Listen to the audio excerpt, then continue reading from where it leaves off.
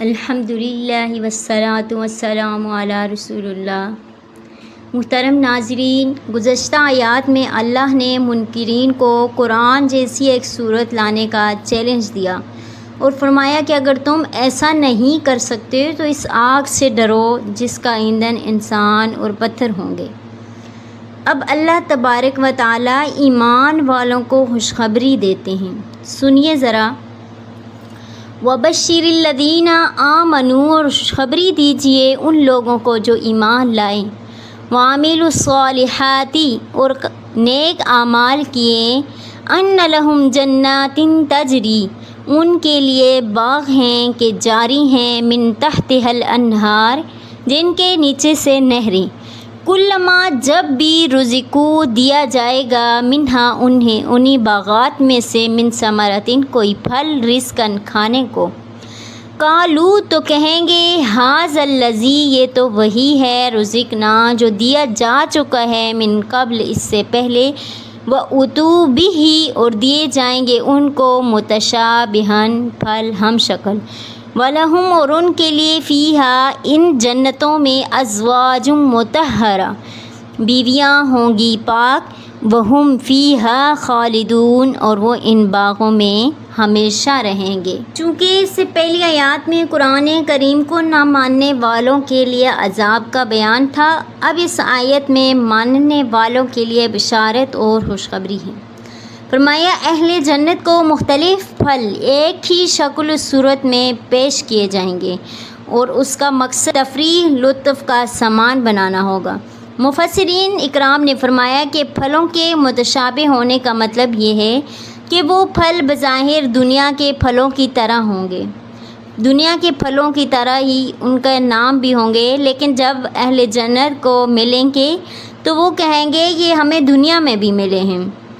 لیکن ان کا ذائقہ اور ان کی لذت جو ہوگی وہ دنیا والے پھلوں کی طرح نہیں ہوں گی۔ جنت میں ان کو پاک صاف بیویاں ملیں گی۔ کیسی پاک صاف؟ یعنی ظاہری اخلاقی طور پر وہ بالکل پاک ہوں گی، اخلاقی گندگیوں سے وہ پاک ہوں گی، بول و براز، حیض و نفاس، ہر ایسی چیز سے وہ پاک ہوں گی جس سے انسان کو نفرت ہوتی ہے۔ آخر میں فرمایا پھر جنت کی نعمتوں کو دنیا کی آنی فانی نعمتوں کی طرح مت سمجھو، جن کے فنا ہو جانے یا سلب ہو جانے کا ہر وقت خطرہ رہتا ہے، بلکہ یہ لوگ ان نعمتوں میں ہمیشہ رہیں گے، یعنی ازواج مطہرہ وہم فیہا خالدون۔ آگے فرمایا ان اللہ لا یستحیی ان یضرب، بے شک اللہ نہیں شرماتا نہیں جھجکتا، ان یضرب مثلا کہ بیان کرے کوئی مثال، بعوضۃ مچھر کی ہو، فما فوقہا یا اس سے بڑھ کر، یعنی اس سے بھی حقیر چیز کی مثال، فاما الذین سو وہ لوگ، آمنوا جو ایمان لا چکے ہیں، فیعلمون وہ تو جانتے ہیں، انہ الحق من ربہم کہ یہ مثال ٹھیک ہیں ان کے رب کی طرف سے، واما الذین لیکن وہ لوگ، کفروا جنہوں نے کفر کیا، فیقولون وہ کہتے ہیں، ماذا اراد اللہ کیا ارادہ ہے اللہ کا، بہذا مسئلہ اس مثال سے، یضل بہ کثیرا گمراہ کرتا ہے ان مثالوں کے ذریعے اللہ کثیرا بہت لوگوں کو، ویہدی بہ کثیرا اور ہدایت کرتا ہے بہت لوگوں کی انہی مثالوں کے ذریعے، وما یضل بہ الا الفاسقین اور نہیں گمراہ کرتا اس سے مگر فاسقوں کو۔ الذین ینقضون جو لوگ توڑتے ہیں، عہد اللہ اللہ کا وعدہ، من بعد میثاقہ اس کے پختہ کرنے کے بعد، ویقطعون اور قطع کرتے ہیں، ما امر اللہ بہ وہ تعلق کے حکم دیا جس کا اللہ نے، ان یوصلا کہ جوڑ دیا جائے، ویفسدون فساد مچاتے ہیں زمین میں، اولئک وہی لوگ ہیں، ہم الخاسرون خسارہ اٹھانے والے۔ اب ان اللہ لا یستحیی ان یضرب مثلا ما بعوضہ فما فوقہا، بے شک اللہ نہیں شرماتا اس بات سے کہ بیان کرے کوئی مثال مچھر کی یا اس چیز کی جو اس سے بھی حقیر ہو۔ اب اس سے پہلے چند آیات پہلے قرآن کریم کا یہ دعویٰ ہے کہ قرآن کریم میں کوئی شک و شبہ نہیں، اور اگر کسی کو کوئی شک ہے اس کے کلام الہی ہونے میں تو وہ اس کی چھوٹی سی صورت بنا کر لے آئے۔ ان آیات میں منکرین قرآن کو ایک شبہ ذکر کر کے اس کا جواب دیا گیا۔ منکرین قرآن کریم میں مکھی مچھر جیسے حقیر جانوروں کا ذکر وہ کہتے ہیں آیا ہے، یہ اللہ کی اور اس کے کلام کی عظمت کے خلاف ہیں۔ اگر یہ اللہ کا کلام ہوتا تو اس میں ایسی حقیر گناؤنی چیز کا ذکر نہ ہوتا، کیونکہ بڑے لوگ ایسی چیزوں کا ذکر کرتے ہوئے شرم و حیا محسوس کرتے ہیں۔ اس کے ان منکرین کے شبہ کے جواب میں آیات نازل ہوئیں کہ جب کسی حقیر ذلیل چیز کی مثال دینی ہو تو کسی ایسی ہی حقیر چیز سے مثال دینا عقل اور بلاغت ہے۔ اس غرض کے لیے کسی حقیر گناؤنی چیز کا ذکر کرنا شرم اور حیا کے قطعاً منافی نہیں۔ اسی لیے اللہ ایسی چیزوں کے ذکر سے نہیں شرماتا اور یہ بھی بتلا دیا کہ ایسے احمقانہ شبہات صرف ان لوگوں کو پیدا ہوا کرتے ہیں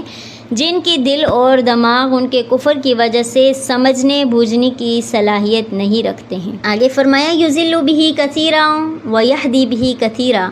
قرآن اس کی مثالوں کے ذریعے بہت سی مخلوق کو ہدایت کرنا تو ظاہر ہے، مگر اس کے ذریعے بہت سے لوگوں کو گمراہ کرنے کا مطلب یہ ہے کہ یہ قرآن اس کے ماننے والوں اور اس پر عمل کرنے والوں کے لیے ذریعہ ہدایت ہے اور اس کے انکار کرنے والوں اور مخالفت کرنے والوں کے لیے ذریعہ گمراہی ہے۔ وما یضل بہ الا الفاسقین۔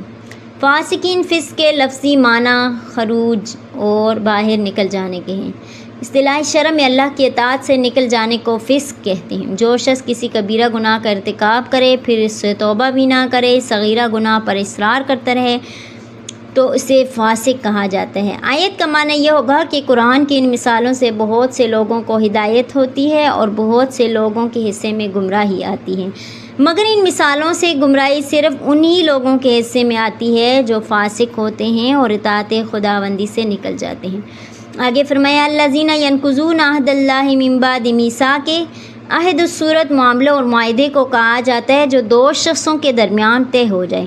میثاق ایسے معاہدے کو کہتے ہیں جو قسم کے ساتھ مضبوط ہوتا ہے۔ اس آیت میں پہلی آیت کے مضمون کی مزید تشریح ہے کہ منکرین قرآن کے انجام کا ذکر ہے کہ قرآن کی ان مثالوں سے جن پر مشرکین نے اعتراض کیا صرف وہی لوگ گمراہ ہوتے ہیں جو اللہ کی اطاعت سے باہر آ جاتے ہیں۔ ایسا کرنے والے ازلی معاہدے کو توڑ ڈالتے ہیں جو تمام انسانوں نے اپنے رب سے باندھا تھا، یعنی کہاں پر الست بربکم، یعنی اللہ نے جب فرمایا تھا کہ کیا میں تمہارا رب نہیں ہوں، اس پر سب نے یک زبان ہو کر کہا تھا بلا، کیوں نہیں، آپ رب کیوں نہیں، جس میں بڑی تاکید کے ساتھ اس بات کا اقرار تھا کہ اللہ ہی ہمارے رب پروردگار ہیں، تو اس بات کا لازمی تقاضا یہ کہ اس کی اطاعت کی جائے، مگر یہ لوگ اس اطاعت اور اس وعدے کو توڑ ڈالتے ہیں۔ یا دوسری وجہ ان لوگوں نے تمام تعلقات کو قطع کر ڈالا ہے جن کو جوڑنے کا اللہ نے حکم دیا ہے۔ ان تعلقات میں وہ تعلق بھی داخل ہیں جو بندے اور اللہ کے درمیان ہے، اور وہ تعلق بھی جو انسان کا اپنے ماں باپ دوسرے عزیزوں سے ہے، اور وہ تعلق بھی جو ایک انسان کا اپنے پڑوسی اور دوسرے شرکاء کے ساتھ ہوتا ہے۔